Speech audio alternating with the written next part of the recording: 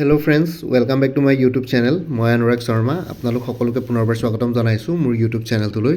আজি মই আপোনালোকৰ সন্মুখত এটা নতুন ভিডিঅ'লৈ উপস্থিত হৈছোঁ আৰু আজিৰ ভিডিঅ'টোত মই আপোনালোকৰ সৈতে শ্বেয়াৰ কৰিম, ডিছকাছ কৰিম। আপোনালোকে এইটো ভিডিঅ' বনাবৰ কাৰণে বহুতে মোক ৰিকুৱেষ্ট কৰি আছিলে যে আছাম পুলিচৰ শেহতীয়াকৈ যোনটো পষ্ট ওলাইছে এছিষ্টেণ্ট জেইলৰ, চ' এছিষ্টেণ্ট জেইলৰ আপোনালোকে মোক ৰিকুৱেষ্ট কৰিছিলে যে চেলাৰী, ৱৰ্ক প্ৰফাইল, কেৰিয়াৰ প্ৰগ্ৰেছনৰ ওপৰত ভিডিঅ' বনাওক। চ' আজিৰ ভিডিঅ'টোত মই assistant jailer salary, work profile, career প্ৰগ্ৰেছনৰ ওপৰত আপোনালোকৰ সৈতে ডিছকাছ কৰিম, শ্বেয়াৰ কৰিম, ঠিক আছে। চ' ভিডিঅ'টো ষ্টাৰ্ট কৰাৰ আগতে মই আপোনালোকক এটা কথা কৈ লৈছোঁ। আপোনালোকক যদি আছাম পুলিচৰ ষ্টাডি মেটেৰিয়েলছ লাগে তেতিয়াহ'লে মোৰ তাত এভেইলেবল আছে Assam police sub inspector constable বুলি। ছাব ইনস্পেক্টৰ আপোনালোকৰ assistant jailer sub inspector AB, UB, AP আৰু গোটেইখিনি পৰি যায়, ঠিক আছে। আৰু কনিষ্টবলৰ ক্ষেত্ৰতো ইয়াতে ষ্টাডি মেটেৰিয়েলছ এভেইলেবল আছে।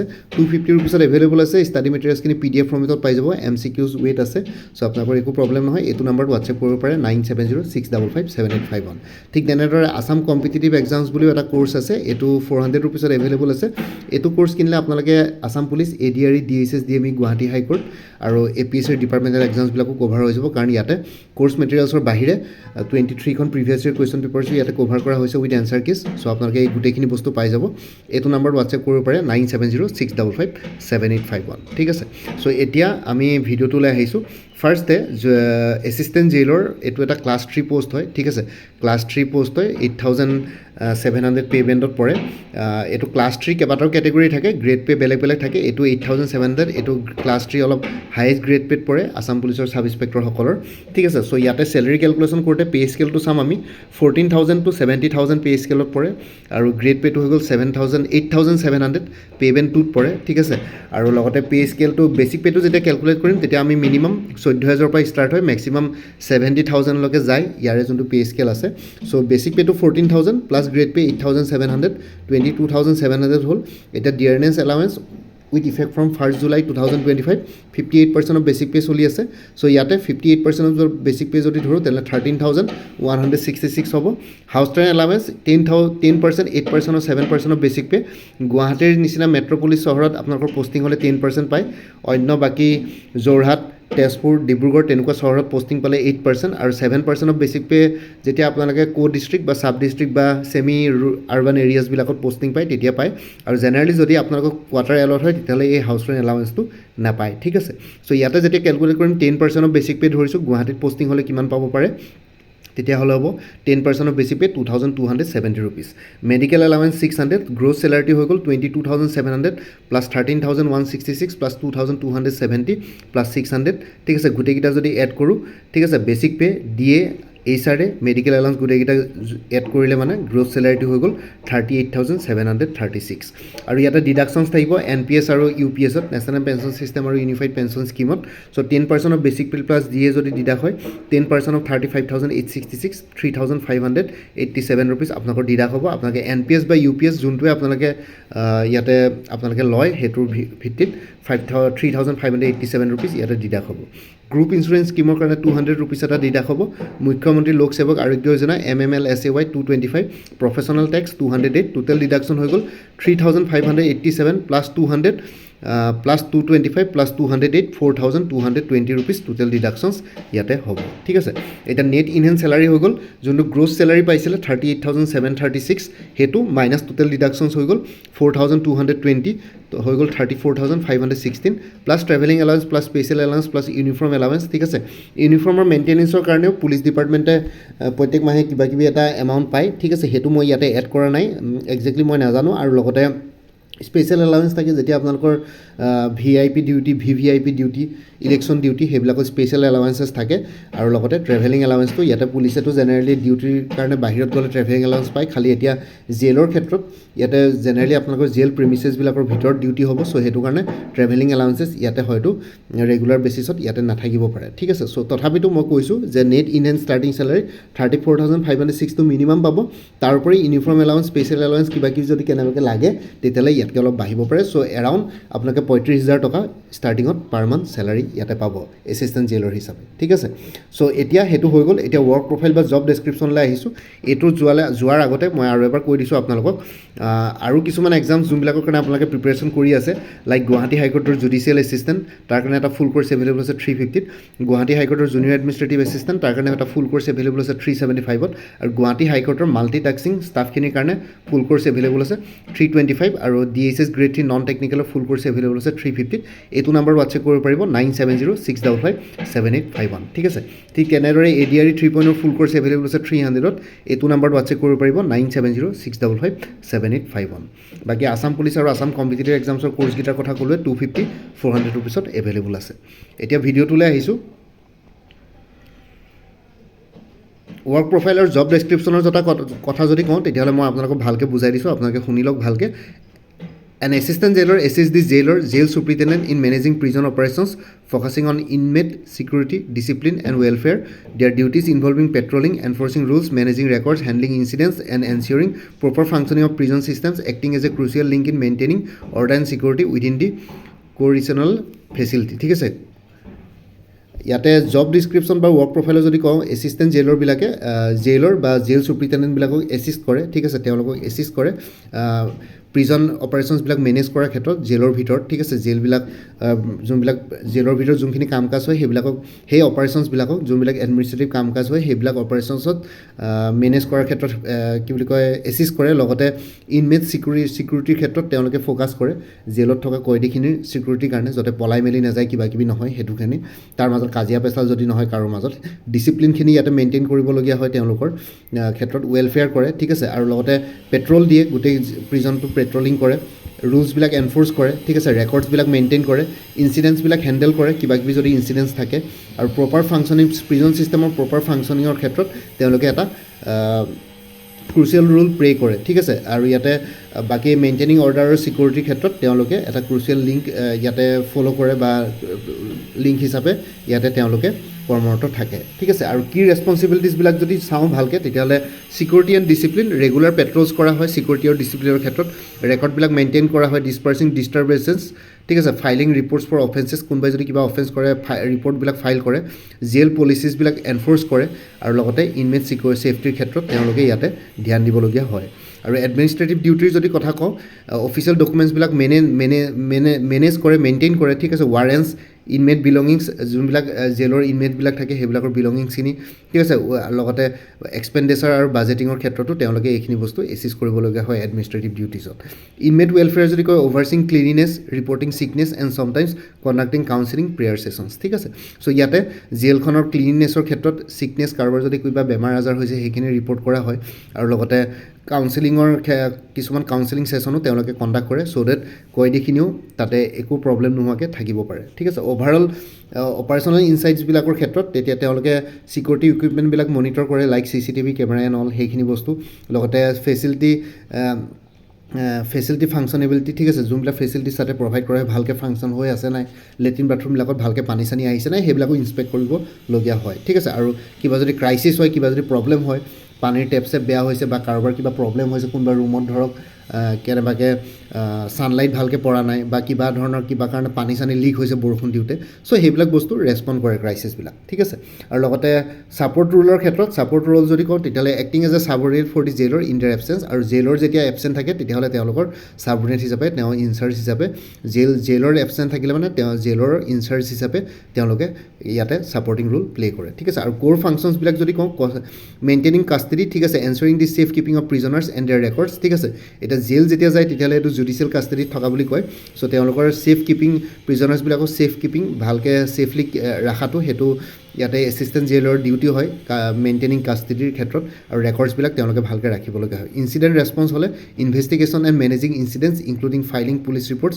ইফ নিডেড আৰু লগতে জেইলৰ ভিতৰতো কিবা যদি ইনচিডেণ্টছ হয় তেতিয়াহ'লে সেই ইনভেষ্টিগেশ্যন কৰা ইনচিডেণ্টটো মেনেজ কৰা আৰু লগতে পুলিচ ৰিপৰ্ট ফাইল কৰাৰ ক্ষেত্ৰতো তেওঁলোকে এইখিনি কাম কৰে ঠিক আছে এতিয়া জেইলৰ ভিতৰতে গোটেইখিনি বস্তু হয় তেওঁলোকে বাহিৰত গৈ পেলাই কাম কৰিবলগীয়া জেনেৰেলি নহয় ঠিক আছে ৰুল এনফৰ্চমেণ্টবিলাকৰ যদি কথা কওঁ তেতিয়াহ'লে ensuring inmates and staff adherence to prison regulations ইয়াতে ইনমেটছবিলাকৰ প্ৰিজন ৰেগুলেশ্যনছবিলাক কেনেকৈ ফ'ল' কৰিছে নে নাই সেই ৰুলবিলাক এনফ'ৰ্চ কৰে তেওঁলোকে ঠিক আছে আৰু লগতে মানে প্ৰিজনত থকা প্ৰিজনাৰ্ছবিলাকে ৰিপৰ্টিং যদি কয় providing regular records on ward conditions inmate health and any issues to senior অফিচাৰ্ছবিলাকৰ ৰিপৰ্ট কৰিব লগা হয় কাৰোবাৰ যদি কিবা যদি ৱাৰ্ড কণ্ডিশ্যনছবিলাক ৰেগুলাৰ ৰিপৰ্টছ দিয়ে ৱাৰ্ড কণ্ডিশ্যনৰ ওপৰত ইনমেট হেল্থৰ ক্ষেত্ৰত তাতে থকা মানুহবিলাকৰ হেল্থ সেইবিলাকৰ ৰিপৰ্টৰ ক্ষেত্ৰত তেওঁলোকে এইখিনি বস্তু ৰিপৰ্টবিলাক প্ৰভাইড কৰে senior officer like jail superintendent assistant inspector general of prisons সেইখিনি বস্তু তেওঁলোকক ওপৰৰ ছিনিয়ৰ অফিচাৰ্ছবিলাকক এইখিনি বস্তু প্ৰভাইড কৰে ঠিক আছে এতিয়া আহি গ'ল কেৰিয়াৰ প্ৰগ্ৰেশ্যনটো ইম্পৰ্টেণ্ট হয় আপোনালোকে কেৰিয়াৰ প্ৰগ্ৰেশ্যনটো ভালকৈ চাই ল'ব তাৰ আগতে মই আৰু এবাৰ কৈ দিব বিচাৰিছোঁ আই হোপ আপোনালোকে বুজি পালে গোটেইখিনি ৱৰ্ক প্ৰফাইলটো কেনেকুৱা হ'ব পাৰে চ' APSC CDPOৰ কাৰণে এটা ফুল কোৰ্চ এভেইলেবল আছে ইংলিছ আৰু জেনেৰেল নলেজৰ ওপৰত 200ত CDPOৰ পৰীক্ষা নেক্সট ইয়েৰ ভেকেঞ্চি আহিব চ' সেইটো কাৰণে এইটো নাম্বাৰ হোৱাটছএপ কৰিব পাৰিব APSC ৰিচাৰ্চ এছিষ্টেণ্ট ফাইনেন্স বাজেটৰ ফুল কোৰ্চ এভেইলেবল আছে 300ত এইটো নাম্বাৰ হোৱাটছএপ কৰিব পাৰিব আৰু 23খন প্ৰিভিয়াছ ইয়েৰ কুৱেশ্যন পেপাৰ্ছৰ ছেটছ এভেইলেবল আছে with answer keys APSC high court DSS DME ADRE এইখিনি কুৱেশ্যন পেপাৰ্ছ ইয়াতে ইনক্লুডেড আছে 75 ৰুপিছত এইটো নাম্বাৰ হোৱাটছএপ কৰিব পাৰিব 9706557851 আৰু লগতে কাৰেণ্ট এফেয়াৰ্ছ 2024-25 আৰু এক্সাম ওৰিয়েণ্টেড মেথছ এপ্টিটিউড নিউমাৰিকেলছো with step by step explanation formula available আছে 100 ৰুপিছত এনেই কোৰ্চবিলাকত ইনক্লুডেড আছে কোনোবাই যদি বেলেগকৈ ল'ব বিচাৰে এইটো নাম্বাৰ হোৱাটছএপ কৰিব পাৰিব 9706557851 ঠিক আছে চ' এতিয়া ভিডিঅ'টোলৈ আহিছোঁ এতিয়া হৈ গ'ল আপোনালোকৰ কেৰিয়াৰ প্ৰগ্ৰেশ্যন কেনেকুৱা হ'ব পাৰে এইটো বস্তু বহুত ইম্পৰ্টেণ্ট কেৰিয়াৰ প্ৰগ্ৰেশ্যনটো আপোনালোকে এছিষ্টেণ্ট জেইলৰ হিচাপে জইন কৰি পেলাই কেৰিয়াৰত কিমানটো প্ৰগতি কৰিব পাৰিব সেইটোৰ ওপৰত এইটো ভিডিঅ' চ' প্ৰথমতে আপোনালোকে যদি তলফালৰ পৰা চাই এছিষ্টেণ্ট জেইলৰটো একচুৱেলি পুলিচৰ ছাব ইনস্পেক্টৰ ৰেংকৰ অফিচাৰ হয় চ' সেইটো কাৰণে মই ব্ৰেকেটত ছাব ইনস্পেক্টৰ বুলি লিখি দিছোঁ এছিষ্টেণ্ট জেইলৰটো ছাব ইনস্পেক্টৰ ৰেংকৰ অফিচাৰ হয় ইয়াতে ক্লাছ 3 নন গেজেটেড পষ্ট হয় ঠিক আছে এটা প্ৰমোশ্যন পালে জেইলৰ হ'ব জেইলৰটো ইনস্পেক্টৰ ৰেংকৰ অফিচাৰ থাকে আৰু অসম পুলিচৰ ইনস্পেক্টৰ্ছখিনিক 1991ত ক্লাছ 2 গেজেটেড অফিচাৰ হিচাপে স্বীকৃতি দিয়া হৈছে এনে অন্য ষ্টেটবিলাকত আপোনালোকে ইনস্পেক্টৰবিলাক চাব 3টা ষ্টাৰ থাকে ৰিবন থাকে চ' তেওঁলোক নন গেজেটেড যেতিয়া ৰিবনডাল আহি যায় চ'লজাৰ তেতিয়া নন গেজেটেড হৈ যায় কিন্তু এতিয়া অসম পুলিচৰ যোনবিলাক ইনস্পেক্টৰ থাকে বা জেইলৰবিলাক থাকে এটা ষ্টাৰ থাকে ৰিবন নাথাকে আৰু ষ্টাৰটো যদি আপোনালোকে ওচৰৰ পৰা চাব যায় তেতিয়া আপোনালোকে দেখিব ষ্টাৰটোত ডট থাকে মানে গেজেটেড অফিচাৰ ঠিক আছে এইটো ক্লাছ 2 গেজেটেড অফিচাৰ থাকে জেইলৰবিলাক ইনস্পেক্টৰ ৰেংকৰ অফিচাৰ থাকে আৰু যোনবিলাক এছিষ্টেণ্ট জেইলৰ ছাব ইনস্পেক্টৰ তেওঁলোকৰ ইউনিফৰ্মটো ছাব ইনস্পেক্টৰৰ নিচিনা থাকে 2টা ষ্টাৰ আৰু ৰিবন থাকে ৰিবনডালৰ কালাৰটো অলপ চেঞ্জ হৈ থাকে ঠিক আছে আৰু লগতে নেক্সট প্ৰমোশ্যনটো পালে মানে আপোনালোকে চুপ্ৰিটেণ্ডেণ্ট অফ জেইল হ'ব ইয়াতে চুপ্ৰিটেণ্ডেণ্ট অফ জেইলটো আকৌ চুপ্ৰিটেণ্ডেণ্ট অফ পুলিচৰ সমান নহয় SPৰ সমান নহয় চুপ্ৰিটেণ্ডেণ্ট অফ জেইলটো একচুৱেলি DSPৰ সমান ৰেংক হয় ডেপুটি চুপ্ৰিটেণ্ডেণ্ট অফ পুলিচ মানে DSPৰ ৰেংকৰ নিচিনা একেই ইকুইভেলেণ্ট চুপ্ৰিটেণ্ডেণ্ট অফ জেইল হ'লে এইটো ক্লাছ 1 গেজেটেড অফিচাৰ হৈ যায় জুনিয়ৰ গ্ৰেডত থাকে 3টা ষ্টাৰ থাকে আপোনালোকৰ চ'লজাৰত ঠিক আছে এইটো এটা ক্লাছ 1 গেজেটেড কিন্তু জুনিয়ৰ গ্ৰেড বুলি ধৰে চুপ্ৰিটেণ্ডেণ্ট অফ জেইল পুলিচৰ চুপ্ৰিটেণ্ডেণ্টটো হৈ গ'লে মানে চুপ্ৰিটেণ্ডেণ্ট অফ পুলিচ হ'লে মানে SP হৈ যায় SPখিনি বহুত ওপৰৰ অফিচাৰ থাকে হায়াৰ ছিনিয়ৰিটি লেভেলত যায় তেওঁলোকে ছিনিয়ৰ গ্ৰেড 1ৰ হয় কিন্তু ইয়াতে চুপ্ৰিটেণ্ডেণ্ট অফ জেইলবিলাক আকৌ DSP ৰেংকৰ অফিচাৰে থাকে ঠিক আছে চ' সেইটো কাৰণে আপোনালোকে ইয়াতে কনফিউজ নহ'ব আৰু ডেপুটি ইনস্পেক্টৰ জেনেৰেল অফ প্ৰিজনছ বুলি ক'লে মানে আপোনালোকে DIG পুলিচৰ DIGৰ নিচিনা বুলি নাপাব পুলিচৰ DIG আকৌ SP SSP তাৰ পাছতে DIG হয় ঠিক আছে SPৰ পাছতো 2টা প্ৰমোশ্যন পালেহে DIG হয় ঠিক আছে চ' সেইটো কাৰণে পুলিচৰ DIGৰ নিচিনা নহয় ডেপুটি ইনস্পেক্টৰ জেনেৰেল অফ প্ৰিজনছখিনি ডেপুটি ইনস্পেক্টৰ অফ জেনেৰেলছ ইয়াতে যদি প্ৰিজনৰ কথা কওঁ তেতিয়াহ'লে ইয়াতে এডিশ্যনেল SPৰ নিচিনা হয় এডিশ্যনেল চুপ্ৰিটেণ্ডেণ্ট অফ পুলিচ মানে এডিশ্যনেল SPৰ নিচিনা হয় ইয়াতে আপোনালোকৰ চ'লজাৰত এটা নেশ্যনেল এমব্লেম ইয়াতে আহি যায় ঠিক আছে এইটো ক্লাছ 1 গেজেটেড ছিনিয়ৰ গ্ৰেড 2ত পৰে চ' ইয়াতে এনেই ছাৰ্ভিচ ৰোলত এছিষ্টেণ্ট জেইলৰ পৰা deputy inspector of general prisons additional superintendent of police ৰেংকলৈকে আছে মানে যেনেকৈ ছাব ইনস্পেক্টৰবিলাকৰ থাকে যেনেকৈ ছাব ইনস্পেক্টৰবিলাকৰ এডিশ্যনেল SPলৈকে ছাৰ্ভিচ ৰোলত লিখা থাকে কিন্তু চবেই এডিশ্যনেল SP ইয়াতে নাপায়গৈ ঠিক আছে এছিষ্টেণ্ট জেইলৰ ক্ষেত্ৰতো একে আমি যদি লেটেষ্ট চাওঁ তেতিয়াহ'লে বহুতখিনি এছিষ্টেণ্ট জেইলৰ হিচাপে প্ৰমোশ্যন দিয়া হৈছে কিন্তু এনেই জেনেৰেলি ছাৰ্ভিচ ৰোলত এছিষ্টেণ্ট জেইলৰ হিচাপে 6 বছৰ চাকৰি কৰাৰ পিছত প্ৰমোশ্যন পাব লাগে ইনস্পেক্টৰলৈকে মানে জেইলৰলৈকে কিন্তু যদি ৰিয়েলিটিত চাওঁ তেতিয়াহ'লে ৰিয়েলিটিত তেওঁলোকে প্ৰমোশ্যন 10 বছৰৰ পাছত পাইছে 10 years 12 years 15 years লাগি গৈছে কিছুমানে 10 বছৰ প্ৰমোশ্যন পাইছে কিছুমানৰ 12 বছৰ লাগি গৈছে কিছুমানৰ 15 বছৰ লাগিছে কিছুমানটো ৱৰ্ষ্ট চিনেৰিয়ত 18 বছৰলৈকে লাগি গৈছে জেইলৰ হওঁতে ঠিক আছে চ' সেইটো কাৰণে আপোনালোকে ডেপুটি ইনস্পেক্টৰ জেনেৰেল প্ৰিজনছ বা এডিশ্যনেল চুপ্ৰিটেণ্ডেণ্ট অফ পুলিচলৈকে যাম বুলি ইকুইভেলেণ্ট ৰেংকলৈকে যাম বুলি ইমান বেছি আশা নকৰিব আপোনালোকে বহুতখিনিয়ে আপোনালোকে জেইলৰ হিচাপে ৰিটায়াৰ হৈ যাব এটা প্ৰমোশ্যনত কিন্তু কিছুমানে চিলেক্টিভ ফিউৱে চুপ্ৰিটেণ্ডেণ্ট অফ জেল মানে DSP ৰেংকলৈকে যাব পাৰে, চুপ্ৰিটেণ্ডেণ্ট অফ জেল হিচাপে কিছুমানে যাব পাৰে। খালি এইখিনি যাবৰ কাৰণে আপোনালোকে ডিপাৰ্টমেণ্টেল এক্সামছ ক্লিয়াৰ কৰিব লাগিব, ঠিক আছে। আৰু লগতে চুপ্ৰিটেণ্ডেণ্ট অফ জেল হিচাপে এছিষ্টেণ্ট জেলৰ পৰা চবেই প্ৰমোশ্যন নাপায়, মাত্ৰ কেইজনমানে পাব। কিন্তু চুপ্ৰিটেণ্ডেণ্ট অফ জেল বেছিকলি জেনেৰেলি APS আৰু IPS কেডাৰৰ পৰা ইয়াতে লোৱা হয়, ঠিক আছে। চুপ্ৰিটেণ্ডেণ্ট অফ জেল হিচাপে APSবিলাকে সোমাই পেলাই চুপ্ৰিটেণ্ডেণ্ট অফ জেল হ'ব পাৰে। আৰু লগতে ডেপুটি ইনস্পেক্টৰ জেনেৰেল অফ প্ৰিজনছখিনিও কেতিয়াবা APS বা IPS অফিচাৰকো দি দিয়ে, ঠিক আছে। চ' সেইটো কাৰণে এছিষ্টেণ্ট জেলৰবিলাকে বহুতে নাপায়গৈ। Deputy inspector general of prisons assistant jailer এজন বা দুজনে পাব। 100ৰ ভিতৰত 99.99% এই ডেপুটি ইনস্পেক্টৰ জেনেৰেলি নাপায়গৈ, এজন বা দুজনে পাব গোটেই অসমত, চবেই নাপায়গৈ। Generally deputy inspector general of প্ৰিজনছখিনি APS আছাম পুলিচ ছাৰ্ভিচ বা IPS ইণ্ডিয়ান পুলিচ ছাৰ্ভিচ কেডাৰৰ পৰা লোৱা হয়। APSখিনি আপোনালোকে জানে APSCৰ চিভিল ছাৰ্ভিচেছ এক্সামিনেশ্যন বা কম্বাইন কম্পিটিটিভ এক্সামিনেশ্যন দি পেলাই হয়গৈ।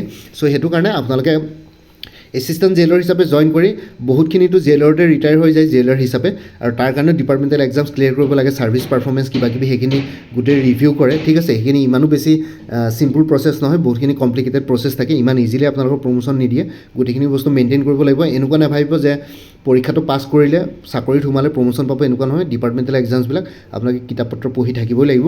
আৰু লগতে চুপ্ৰিটেণ্ডেণ্ট অফ জেল হিচাপে আপোনালোকৰ হাৰ্ডলি 100%ৰ ভিতৰত ধৰক 10জন যদি এছিষ্টেণ্ট জেলৰ লয়, তেতিয়াহ'লে চুপ্ৰিটেণ্ডেণ্ট অফ জেল হিচাপে ৰিটায়াৰ মাত্ৰ 2জনমানে পাবগৈ, 2জন বা 3জনে পাবগৈ। জেনেৰেলি বাকীখিনিয়ে জেইলৰ হিচাপে ৰিটায়াৰ হ'ব। এছিষ্টেণ্ট জেইলৰ হিচাপে জইন কৰি পেলাই জেইলৰটো হোৱাটো হ'বগৈ, জেইলৰ হিচাপে প্ৰমোশ্যন পাবই, কেতিয়াবা দেৰি হ'ব পাৰে। কিন্তু চুপ্ৰিটেণ্ডেণ্ট অফ জেইল হিচাপে আপোনালোকৰ মাজত হাৰ্ডলি 20% পাবগৈ, কাৰণ বেছিকৈ APS বা IPS কেডাৰৰ পৰা লৈ চুপ্ৰিটেণ্ডেণ্ট অফ জেইল। আৰু ডেপুটি ইনস্পেক্টৰ অফ জেনেৰেল প্ৰিজনছটো জেনেৰেলি এজন বা দুজনে পায়গৈ, কেতিয়াবা এজন বা দুজনো নহয়গৈ, ঠিক আছে। চ' তেনেকুৱা ধৰণৰ কথা, খুব বেছি হাৰ্ডলি এজন মানে পাবগৈ পাৰে এডিশ্যনেল চুপ্ৰিটেণ্ডেণ্ট অফ পুলিচ ৰেংকৰ, যোনটো ডেপুটি ইনস্পেক্টৰ অফ জেনেৰেল প্ৰিজনছ। চ' সেইকাৰণে এইখিনি বস্তু মই আপোনালোকক ক্লিয়াৰ কৰি দিছোঁ। যোনখিনি এতিয়া বৰ্তমান চিনেৰিঅ' চলি আছে, এনেই মিছা আশাও নিদিওঁ মই। খালি ইয়াতে গ্ৰেড 3 পষ্টবিলাকত প্ৰমোশ্যনেল প্ৰস্পেক্টটো বহুত শ্ল' হয়, কাৰণ মানুহ বেছি লয় আৰু ওপৰলৈ ৰেংক কম থাকে। এতিয়া এছিষ্টেণ্ট জেলৰ বহুতখিনি লয়, এখন জেলত কেইবাজনো থাকে এছিষ্টেণ্ট জেলৰ, কিন্তু জেলৰ এজনে থাকে। চ' সেইটো কাৰণে জেলনো অসমত কেইখন আছে সেইখিনি চাব লাগিব। চ' তেনেকুৱা ধৰণৰ কথা, কাৰণ আপোনালোকে বাকী অন্য ডিষ্ট্ৰিক্ট এডমিনিষ্ট্ৰেশ্যনত পষ্টিং নাপায়, ইয়াতে জেলৰ ভিতৰতে বা জেলৰ যোনবিলাক চেল থাকে সেইবিলাকতে পষ্টিং পাব। চ' সেইটো কাৰণে ইয়াতে অকণমান প্ৰমোশ্যনেল প্ৰস্পেক্টটো শ্ল' হ'ব পাৰে। চ' এইখিনিয়ে হৈ গ'ল। আপোনালোকৰ সেইটো কথা কৰিলোঁ, কেৰিয়াৰ প্ৰগ্ৰেশ্যনৰ কথা আপোনালোকক ভালকৈ ডিছকাছ কৰিলোঁ। এছিষ্টেণ্ট জেইলৰ ৱৰ্ক প্ৰফাইল জব ডেছক্ৰিপশ্যনখিনিৰ কথা আপোনালোকক ডিছকাছ কৰি দিলোঁ আজি, আপোনালোকৰ সৈতে শ্বেয়াৰ কৰিলোঁ। আৰু লগতে চেলেৰী কেলকুলেশ্যনটো ডিটেইলছত আপোনালোকে জনাই দিলোঁ। আই হোপ আপোনালোকে ভিডিঅ'টো চাই পেলাই গম পালে চেলাৰী কেনেকুৱা হ'ব পাৰে, এছিষ্টেণ্ট জেইলৰ ৱৰ্ক প্ৰফাইল কেনেকুৱা হ'ব পাৰে, আৰু কেৰিয়াৰ প্ৰগ্ৰেশ্যন কেনেকুৱা হ'ব পাৰে। কমেণ্ট ছেকশ্যনত জনাওক কাৰোবাৰ যদি কিবা মতামত আছে, আৰু কেনেকুৱা লাগিলে ভিডিঅ'টো মোক কমেণ্ট ছেকশ্যনত জনাব। বাকী আপোনালোকৰ বাকী যোনখিনি কৰ্চেছ আছে সেইখিনি কথা আৰু এবাৰ কৈ দিছোঁ। APSC forest ranger, soil conservation ranger ফুল কৰ্চ এভেইলেবল আছে। ইংলিছ আৰু জেনেৰেল নলেজৰ ওপৰত 350, এইটো নম্বৰ হোৱাটছএপ কৰিব পাৰিব। APSC গ্ৰেড 4 পৰীক্ষাও আহিছে, তাৰ কাৰণে ফুল কৰ্চ এভেইলেবল আছে 250, এইটো নম্বৰ হোৱাটছএপ কৰিব পাৰিব। আছাম এগ্ৰিকালচাৰ ইউনিভাৰ্চিটিৰ নন টিচিং পষ্টবিলাকৰ কাৰণে ফুল কৰ্চ এভেইলেবল আছে 300ত, এইটো নম্বৰ হোৱাটছএপ কৰিব পাৰিব 9706557851। APSC assistant engineer, junior engineer ফুল কৰ্চ এভেইলেবল আছে ইংলিছ, জেনেৰেল ষ্টাডিজ আৰু ইংলিছ গ্ৰামাৰৰ ওপৰত 250 ৰুপিছত, এইটো নম্বৰ হোৱাটছএপ কৰিব পাৰিব 9706557851। আৰু মোৰ পৰা কৰ্চ ল'লে কাৰেণ্ট এফেয়াৰ্ছবিলাক লাইফ টাইম পাই থাকিব, তাৰ কাৰণে কোনো ফাৰ্ডাৰ পে'মেণ্ট কৰিব নালাগে। এটা জাষ্ট হোৱাটছএপৰ ৰিমাইণ্ডাৰ মেছেজ দিলে হ'ল যে প্ৰিভিয়াছ মান্থ বা লাষ্ট মান্থৰ কাৰেণ্ট এফেয়াৰ্ছ লাগে, মই লগে লগে আপোনালোকৰ সৈতে শ্বেয়াৰ কৰি দিম। চ' ইয়াতে যোনটো হোৱাটছএপ নাম্বাৰ দি আছে সেইটো অনুগ্ৰহ কৰি কল নকৰিব, এইটো জাষ্ট হোৱাটছএপ মেছেজৰ কাৰণে এভেইলেবল, কলৰ কাৰণে এভেইলেবল নহয়। বাকী ভিডিঅ' ডেছক্ৰিপশ্যনৰ কমেণ্ট ছেকশ্যন চেক কৰক, তাতে কৰ্চখিনি কথা আৰু উল্লেখ কৰি দিয়া আছে।